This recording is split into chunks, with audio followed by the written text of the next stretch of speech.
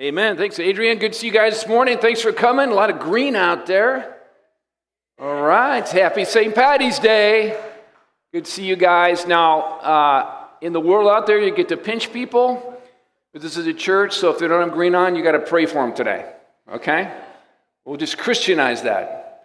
But it's a great holiday. It's not just about green beer and green colors. It's about a man that actually prayed this amazing prayer that we're going to talk about, a prayer that I want you to pray. I want to challenge you with this prayer. He prayed a prayer and he said, God, who's the one? Who's the one I'm called to love?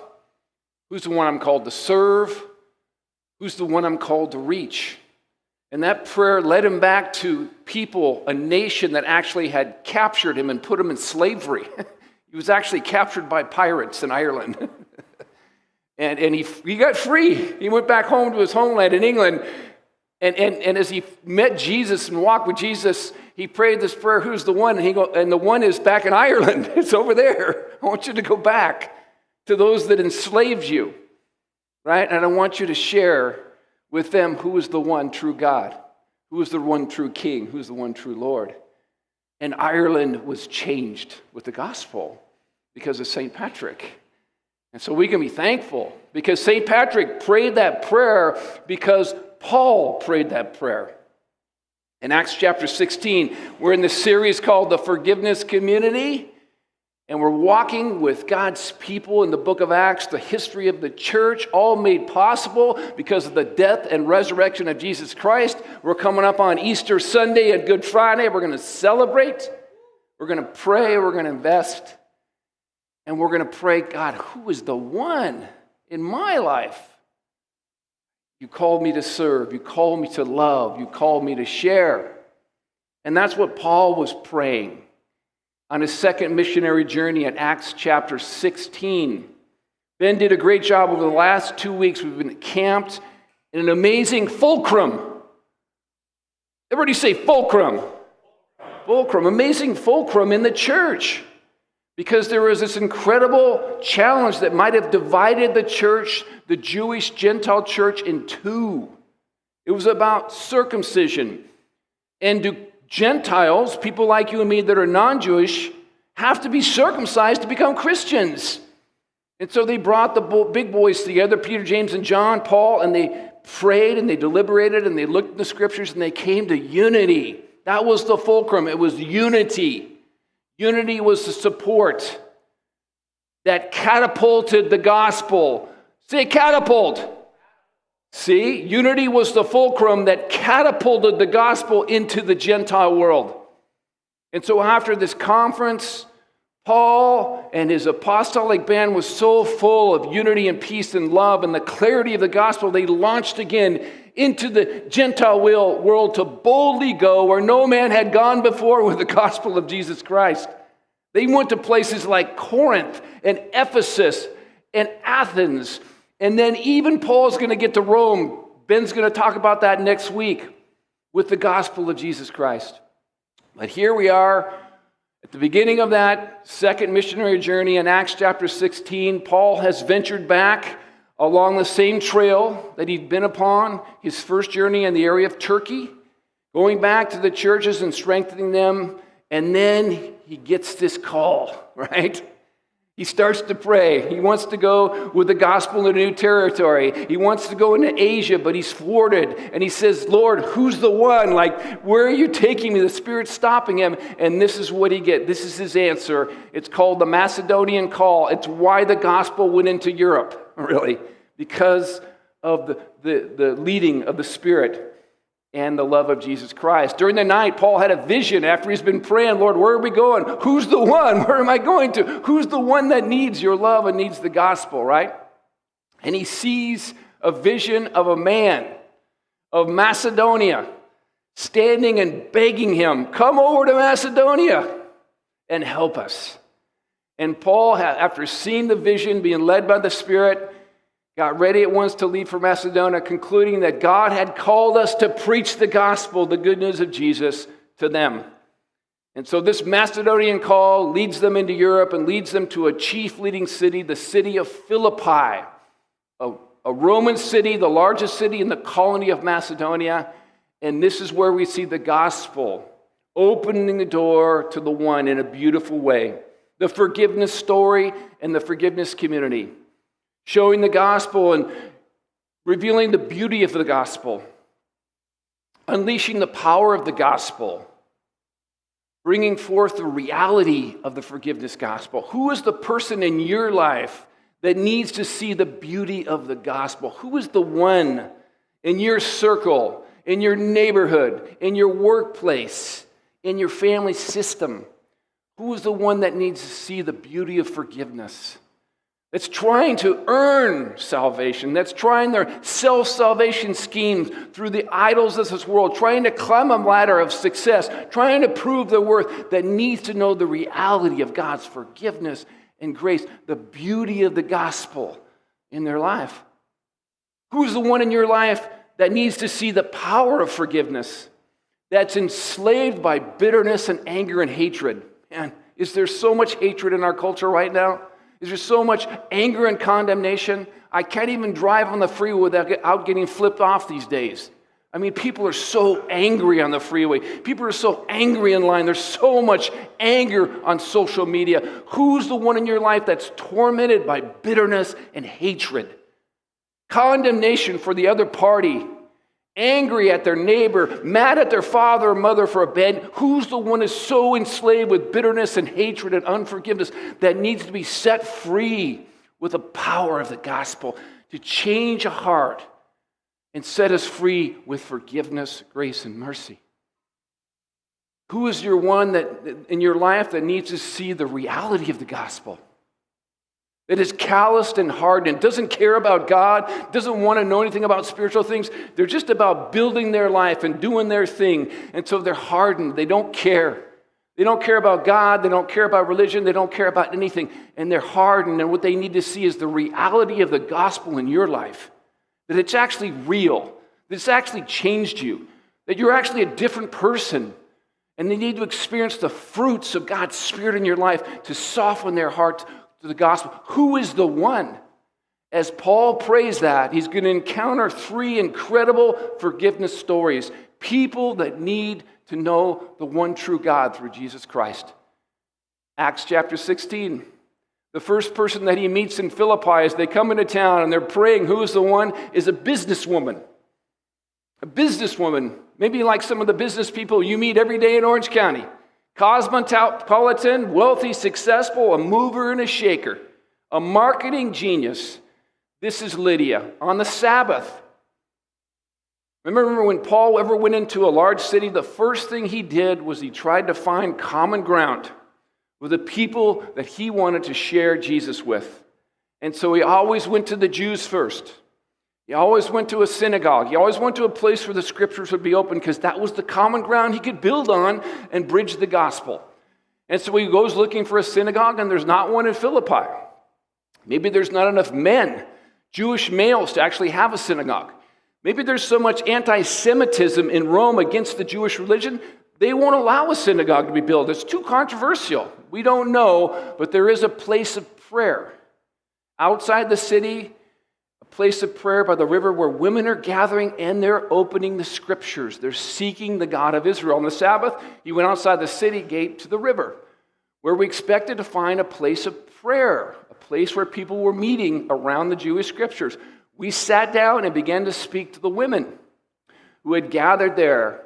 One of those listening intently to Paul's message and conversation was a woman from the city of Thyatira named Lydia, a dealer in purple cloth. She was a worshiper of God. What do we know about Lydia? She's a businesswoman. She's successful. She's cosmopolitan. She's not from the local town of Philippi. She's from Thyatira. She's of Asian descent. And she travels and moves because she's got a very successful business. She's selling luxury goods.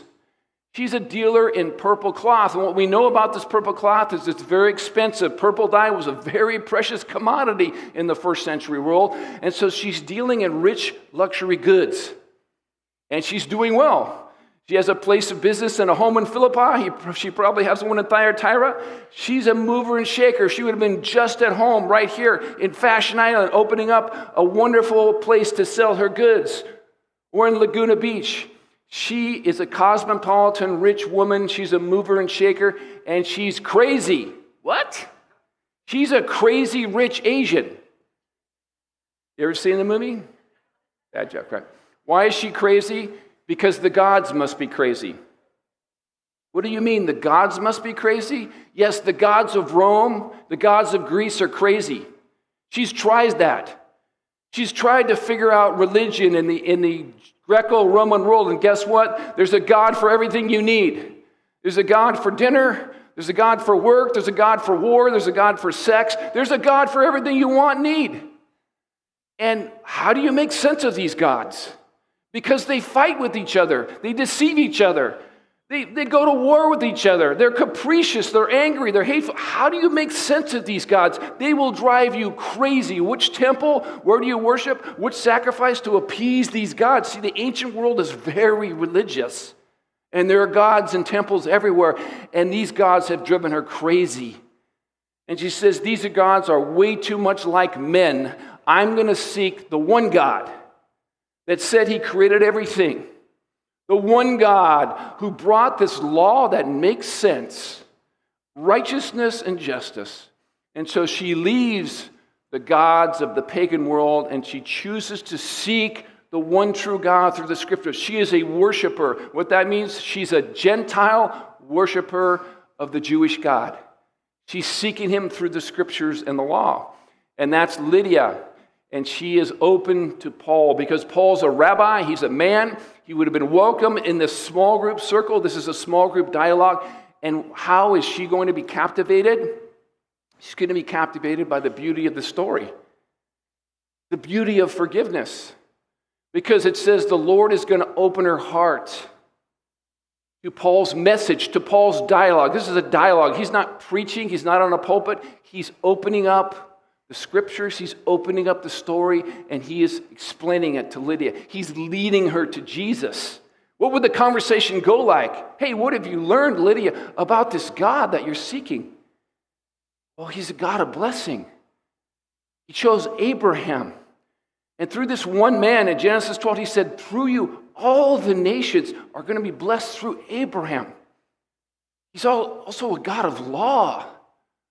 In Exodus, he gave the law to Moses and God's people, the 10 Commandments and beyond. This law is amazing. It's wise, and yet it's heavy. It's impossible to keep, and yet it's so good. But then he also put on that law a sacrificial system. Right, Lydia? A place where people could come, and even though they felt guilt and shame because they fell short of the law, they could bring a sacrifice of a lamb or a goat, and they could bring that blood, and it would make atonement. It would make a covering for their sins. And Paul would have explained that and understood that with Lydia and said, let me give you the key, Lydia. Let me give you the thread that ties this beautiful tapestry together, the tapestry of blessing, the tapestry of law, and the tapestry of atonement. Let me sew this together you with one scarlet thread of redemption. The beauty of the Messiah. Jesus brings all these things together, Lydia. Jesus is the one who came, and he is the seed of Abraham. He actually is the one who will bless the world. He's the one that will bring blessing to all the nations through the Messiah, Jesus. And he is the one that fulfills this law. He lived the perfect life. He loved God. He loved the Father with all his heart, soul, mind, and strength. And he embodied that love by loving his neighbor like nobody. He lived a perfect life. He is the one who has the life of blessing. And yet he went to the cross. He went to the cross and he took the curse. He took the curse of those that couldn't follow the law. He is actually the fulfillment of the sacrificial system. He is the Lamb of God. He lived the perfect life, but then he died a perfect death, and he took the curse that we deserved on himself in order to give us the blessings. The blessings that he'd earned, the blessing that he'd owned as a child of Abraham, as a child of God. He gave that blessings to us. And so it's an amazing tapestry. And as it comes together, it says the Lord opens Lydia's heart as Paul puts the pictures together, and she responds to Paul's message. That word respond in the Greek is like an experience. It's an attraction. She has a heartfelt experience of beauty and wonder. She has an ecstatic experience, and she is drawn to the gospel because of the beauty of it. She's a woman that understands beauty. She's the woman that understands clothing on beautiful clothes on women. She sees that, and now she sees the beauty of the gospel in the face of Jesus Christ. And she is clothed with that beauty. And so Paul says, because Jesus is beautiful, Lydia, you are beautiful. Do you know that? Because Jesus is beautiful, because the gospel is beautiful, because we have received the forgiveness and mercy and the covering of Christ, we're beautiful. We're wrapped in the new clothes of righteousness and mercy and justice. God rolls out the red carpet for us, and he calls us beautiful. Look at this. This is what changed Lydia's heart so much, because she realized that she was chosen by this Creator before the foundation of the world. And when God sees Lydia now, even though she can't live up to the law and she feels that tension, he sees her as beautiful, wrapped in the robes of righteousness, mercy, and goodness of Jesus Christ. Do you know God sees you as beautiful? God sees you as holy, as righteous. Look what it says in Ephesians. Paul says, for he chose us in him before the foundation of the world to be holy and blameless. When God sees you, he rolls out the red carpet and he looks beautiful, awesome. You are holy and blameless. You are adopted sons and daughters. You are wrapped in his royal robes. You ever watch the Oscars? Huh? I don't watch it much. They're kind of boring to me. And, it's funny when you talk to the women about the Oscars. I was recently, and there's a couple of gals that want to watch it. We don't watch. I was going to tape it. We have some friends. We were on a vacation. Hey, I don't want you to tape the Oscars. Tape the red carpet. I don't care about the art. I want to watch the red carpet. I want to see these women dressed in these amazing robes and costumes that have been sewn together. Millions of dollars for these dresses. I want to see that. Do you know when your Father looks at you, he rolls out a red carpet and he looks at you and he says, that's beautiful. It's your heart, it's your character, it's your justice, it's your right. It's what he's clothed. He sees beautiful. He opens the door and he welcomes you as the most beautiful thing in all of creation because you are wrapped in his Son, Jesus Christ. Do you see yourself as beautiful? How many people in this world, your friends and neighbors, need to know that they're beautiful because they feel so self-condemned and so ugly when they look in the mirror, when they look at the social media, when they hear the cursings, they feel so ugly and unwanted and worthless, and they need to see themselves as beautiful, and that's why you're in their life. To explain them the reality and the beauty of Jesus Christ. That's why Ben's adopted these orphans, and Riley, who've been abandoned by parents that can't call them beautiful because they're so condemned and judged with addiction and hatred or whatever it is. And they've been redeemed and brought in this family so their daddy and mommy can say, you are beautiful. You are a son and daughter. God sees you as beautiful. There are people, you are here to help people know the beauty of the one because they are the one that Jesus died for. This is what Paul sees, and it changes the life of Lydia. She becomes a leader in this church. Her whole family is baptized. She invites Paul over for dinner. She becomes probably the hospitality house of this church that's birthed in Philippi. Amazing transformation because of the beauty of forgiveness. Well, it's not over. That's a great story, but here's the next one, man. It just gets better because as Paul continues to go to this place of prayer, there's another lady. She's so different than Lydia. She's a slave girl. She's been sold into slavery, probably by her mom and dad, maybe for a dad, or maybe through a Roman war. She was captured, and she's been sold into slavery. And she's been sold into slavery not only economically and socially, but she's enslaved by the dark side of the force. She's enslaved by a demonic force in her life that's tormenting and torturing her. She is possessed, controlled by a demonic force. And as a result, she's taunting Paul as he goes to the place in prayer. As he's looking for the one, this girl starts taunting him Once we were going to the place of prayer, we were met by a female slave. Right? She's owned by masters. She's abused. She has no worth. She's a chattel piece of property. She's had a horrific life. Who knows how many people have abused and abandoned her in her life? Who had a spirit which she predicted the future. Now it's interesting, it says she's a fortune teller. She has a spirit that allows her to predict the future. And actually in the original Greek, it says that she has the spirit of Python. What's that? The spirit of Python? Well, this comes from a Greek myth. This is the Greco-Roman world. In the Greek mythology, there's a temple that's built at the foot of Mount Olympus. And there's a prophetess there. Her name is the Oracle of Delphi. And she can channel the gods. She can channel the gods and channel the future. And you can go receive wisdom. And so this is in ancient Greek mythology. And so now, in current time with Paul, whenever there was a woman that fell down on the floor and started convulsing, whenever there's a woman that beat herself up, whenever there's a woman that started spouting different words and even prophecies, they would say she had a spirit of Python. Because this temple in ancient Greek mythology was guarded by a python snake. And so they would say this girl has a spirit of Python. And we know because this is a mythology and a false religion, the spirit behind that is a demonic spirit.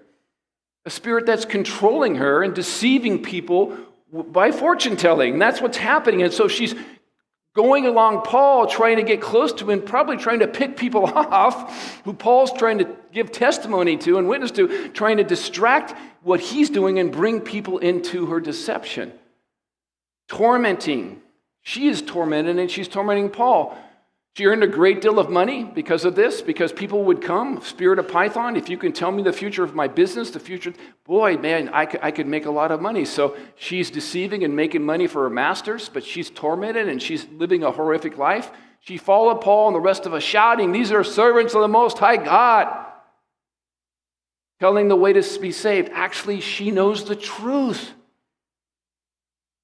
And yet she's giving the truth in a spirit of deception. You have to be careful. You know, Satan comes as an angel of light. You know, Satan knows the scriptures better than we do. It's just that he knows how to twist them. It's just that he doesn't believe in them and that he doesn't submit to them. It says in the book of James that the angels believe and they tremble because they don't submit to the word of God. And so she's using this to twist and deceive and control and discredit Paul and disrupt his ministry. Finally, and she doesn't need a dialogue. There's no rational conversation with her. She needs a power encounter with the gospel of Jesus Christ. Only a power encounter with the Holy Spirit is going to free this woman. And so finally, Paul gets fed up with the Spirit. After many days, he becomes so annoyed with her that he turned around and said to her, "Spirit, in the name of Jesus, I command you to come out of her." Bam! That's authority. That's power. In the name of Jesus, shut up. You're done. And all of a sudden, the spirit is silenced and cast out of her. Wow, amazing power. She doesn't need a beautiful gospel. She needs a powerful gospel. She needs the power of forgiveness to free her from the bondage of the spirit of Python that's crushing her soul so she can breathe in forgiveness and love. You know, the text doesn't tell us what happens, but I believe Paul cast the demon out of her so she could be free to experience and see the gospel of Jesus Christ. So that spirit could be broken and cast out so she could be filled with the peace and mercy of God's goodness. I believe that she heard the gospel. That truth that couldn't get into her soul after Paul cast the demon out now could sink into her soul. I believe the church welcomed her. I'm sure she was abandoned by her owners because she wasn't worth anything anymore, and she was actually adopted by the church. I bet you Lydia took her in. I bet you they fed her because the church fed and clothed orphans. I bet you they discipled her and rose her up in Jesus Christ. Paul didn't cast out a spirit just to leave her on the side of the road. He cast out a spirit so she could be captivated with the Spirit of God through Jesus Christ. You know, sometimes when we ask God, who's the one, we need to begin to pray for the one. This is an extreme case, yes, demon possession. If you're in Starbucks, somebody throws the cup down and starts wobbling on the floor, either you're going to do the Heimlich maneuver or you're going to cast the demon out of her. That doesn't happen much to me. But I guarantee you there's a spiritual battle, and many times we don't see, right, spiritual possession, but what we do see every day is spiritual blindness in Orange County. We see spiritual blindness. We are in a spiritual battle. And God, when we ask for the one and pray for the one, God calls us to do spiritual battle for the one. The people that we're called in our circles of influence to love and serve, we need to begin with prayer. Here's what Paul says. It's not demon possession that we see every day in Orange County, but we see spiritual blindness. Blinded to the reality of the gospel. The God of this age, Satan, has blinded the minds of unbelievers so that they cannot see the light of the gospel that displays the glory of Christ, who is the image of God. How does Satan blind people to the gospel? He puts an idol in front of their eyes. You know why people can't see Jesus in Orange County? Because they're blinded by money. You know why people can't see Jesus in Orange County? Because they're blinded by sex and lust and pornography. You know why people can't see Jesus in Orange County? Because they're blinded by their power and their success. And so they're blinded by the idols and they can't see. And we need to do battle and pray, God, take the blinders off their eyes. Show them the bankruptcy and the enslavement of the idols. Help them to taste it and see it. Create a spiritual hunger in them so they want something more. If the church doesn't start praying for this lost world, the gospel has no power unless the church is on its knees praying. We need to be a praying church, a repenting church. We need to throw the idols out of our lives and pray for the idolatry in Orange County that's destroying us. If the church is not praying, there will be no revival in Orange County. God calls us to pray, and this is what Paul says. I love this. Devote yourselves to prayer, church, being watchful and thankful. Thankful that you have received the gospel. Thankful for forgiveness. Thankful for the blessings. Watchful because there's going to be an opportunity for you. Watchful for an open door. Watchful for those in your life that need to be prayed for, right? And pray for us too that God may open a door for our message so that we may proclaim the mystery of Christ, for which I am in change. Pray that I might proclaim it clearly as I should. Be wise in the way you act towards outsiders, towards the one, making the most of every opportunity. Where's the open door, Lord? What am I supposed to say? How can I love and serve this person, right? Let your conversation always be filled with grace, seasoned with salt, right? So that you may know how to answer everyone. Many times when you ask for the one, you need to pray for the one. They don't need a rational conversation. It needs to begin with a gospel encounter where God takes the blinders. God moves in their heart. Kat and I love to go vacation in Colorado. It's so wonderful to ski. It's so wonderful to be there, to go to nice restaurants. And yet in that wonder, God is always asking me and pray for the one. There's this restaurant that we love to go to every year, and I remember a couple of years ago with some friends around a table, and our waitress was named Lulu. Lulu was from Vietnam. And so we got in a conversation with our server, Lulu, and as we began to share, I could just see the trouble and torment in her heart. Because she has a daughter that she's estranged from that's in Vietnam that's going to get married, and she's over here, and she's not going to be there for the wedding of her daughter. And so she, as we asked questions that we just cared and wanted to understand her life, she started to cry and break down. And instead of saying, Lulu, you need Jesus Christ, let me tell you about the gospel, what I said is, Lulu, can we pray for you? We feel your pain. We want you to be back with your daughter. I don't know how to solve this, but I believe there's a God who does. She's from a Buddhist country. And so in the middle of that nice restaurant with all these people, this small group of Christians put hands on Lulu. We begin to pray over Lulu and ask God to heal her of her pain and hurt towards her daughter. We asked God to move in her life. And Lulu began to weep, and God began to move in her heart. The Spirit was moving. Sometimes the Spirit needs to move before the heart is open to the gospel of Jesus Christ. And so prayer is a part of this battle. It is a spiritual battle. We need to be praying for those in our circles that don't know Christ, that they would be freed to see the gospel, hear the gospel in their lives. Who's the one? You have a list? Everybody loves to make a prayer list. Jesus, I need this, I need this, I need this. But what about praying for people that don't know Jesus in your life? You pray for lost people on your street? You pray for lost people in your community? You pray for lost people in your workplace? Bertha, she's a manager at the Pomona Valley. I pray for her all the time that God will open a door, that I'll be wise in front of Bertha, that she'll know the gospel in me. Stephen, my neighbor who slammed into my daughter's car, who's addicted, who's on drugs, who's been in prison. I pray for Stephen. He's in bondage. He's so tied up. He's got a demonic bondage on him, and I pray that somehow I've asked him to, he won't even come near me. I pray for him. I pray that God will open a door. Mark, who's an atheist down the street, who I've invited to men's things here. Mark, who came and got in my face politically and called me out as a Christian, knows I'm a pastor. Now we have daily dialogues when he walks his dog. I pray for an opportunity to have a beautiful conversation with Mark about the God. Who are you praying for? The lost people. They matter to God. We are here to intercede and ask God to take the blinders off their eyes. You have a list of lost people that you're praying for. That's what God. Pray that God will open a door.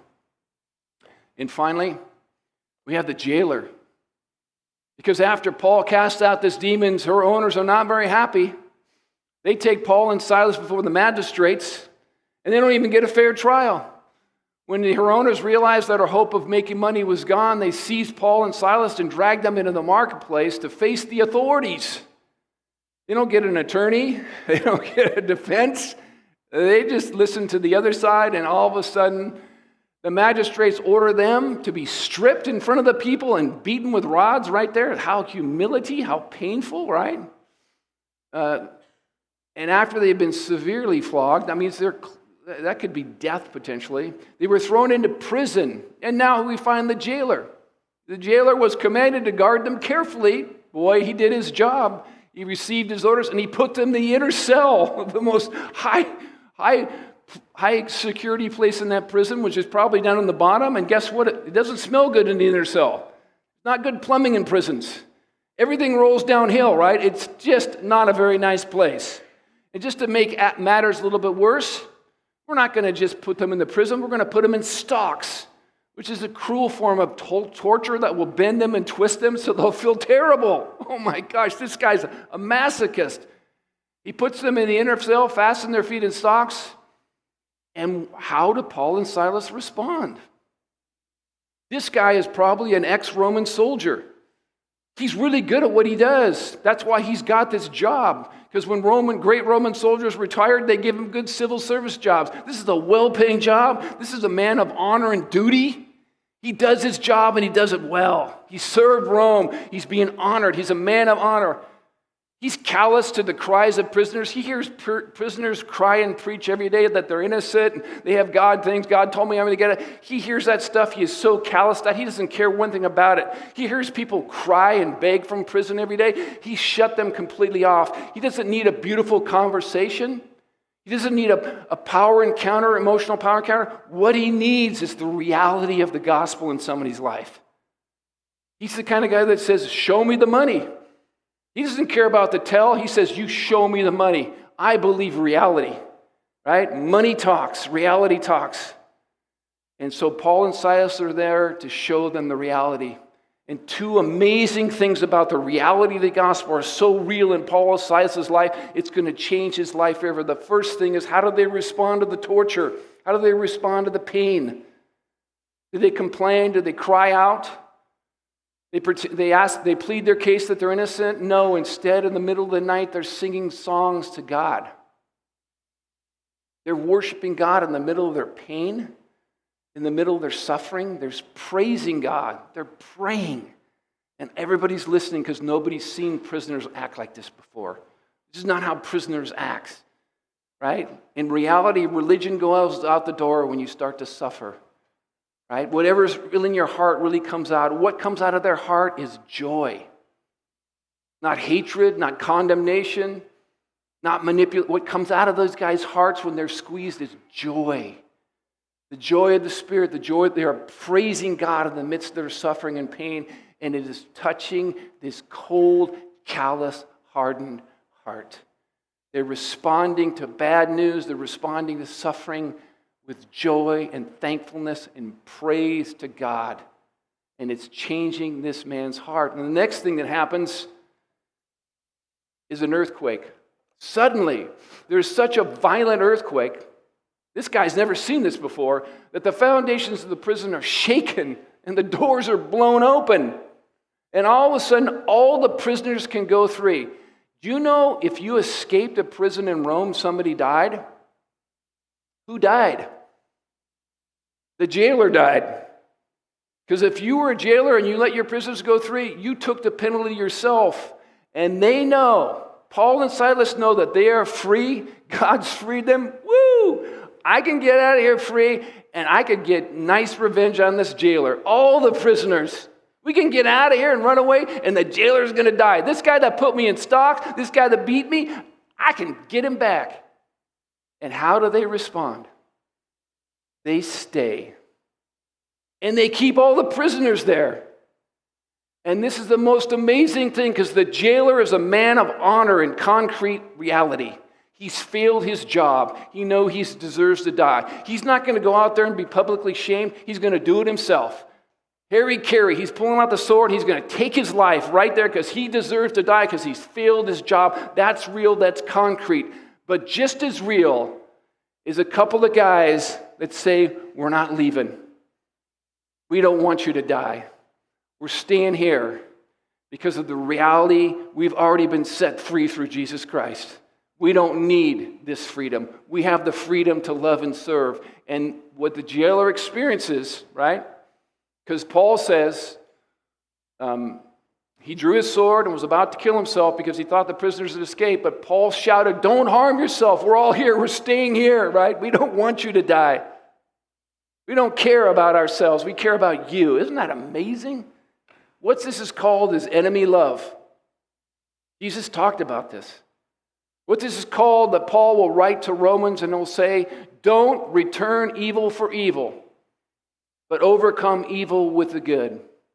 These men are overcoming the evil of injustice and hatred with the good.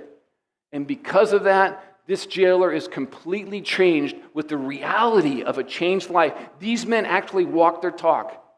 They actually forgive their enemies. They actually embrace love. And the jailer heart is broken for the first time. And he runs in and says, sir, I want this. I want what you have. I've never seen this before. Because of the reality, not because of their preaching, because of the way they live their life. And so this jailer is saved. Do you know that you're in people's lives? And you might not hear this. You're in people's lives so they can see you suffer well. Do you know that? You know that people in your circle are watching you, and when things go wrong in your life, when your business goes down, when somebody cheats you in the workplace, when your kids get messed over by a coach, when something goes wrong in your business might fail, how will you respond? Will you respond with, where's my rights?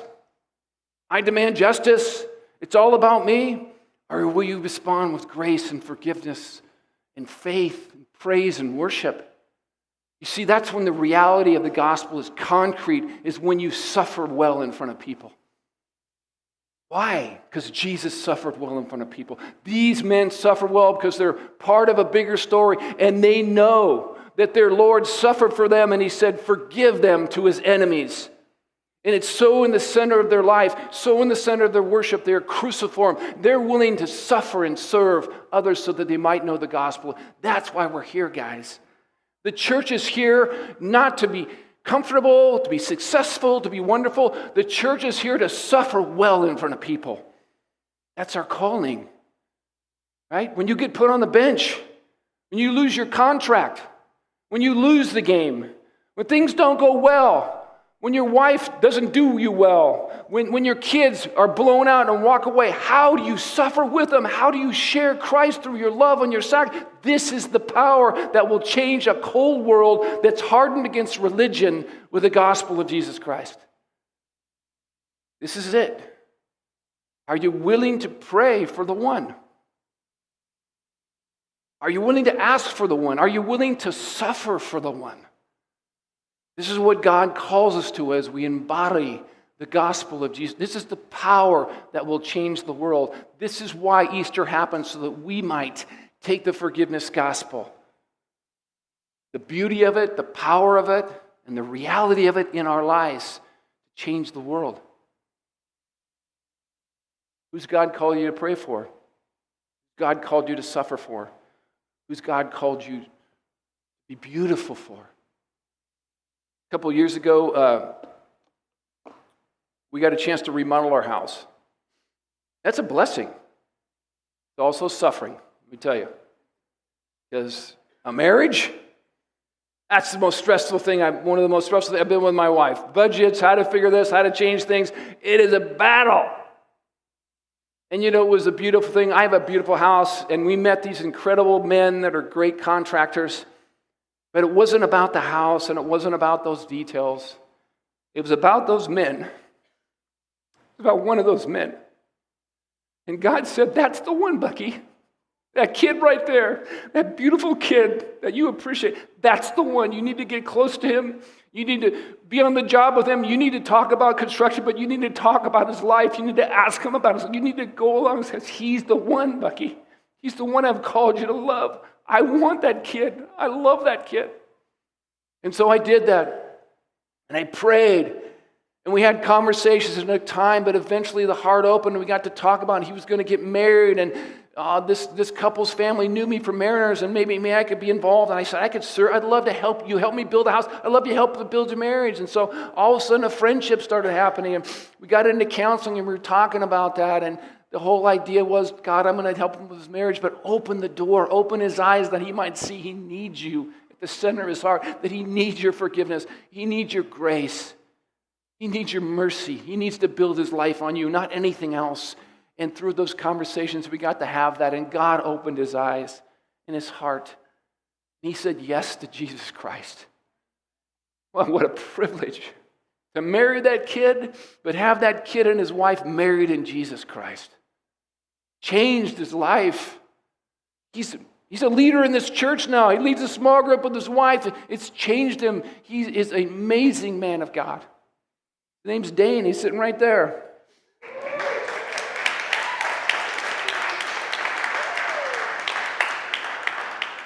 And Dane's here because God said, Bucky, you pray for the one, because I gave my life for the one. Are you willing to do that? And sometimes it's easy and it's fun. Sometimes it's hard. Sometimes it's stressful. But God calls us to come alongside lost people so that they might know that they are the one that he died for. Let's bow our heads. The band's going to come up. Prepare our hearts to take communion. And let's take a minute and just pray for the one. When you bow your heads right now, would you ask Jesus, who's the one? Just ask him right now. Who's the one that you've called me to love? Who's the one that doesn't know you in my life? Ask him for that. Lord, give us a name. Give us a name. And now would you pray for that one? Would you pray for that person right now by name? And would you ask God for an open door? Would you ask God for clarity and wisdom? Would you ask God for grace to love that one and to serve that one and to share Jesus with that one? Would you ask him for that kind of grace right now? Ask him.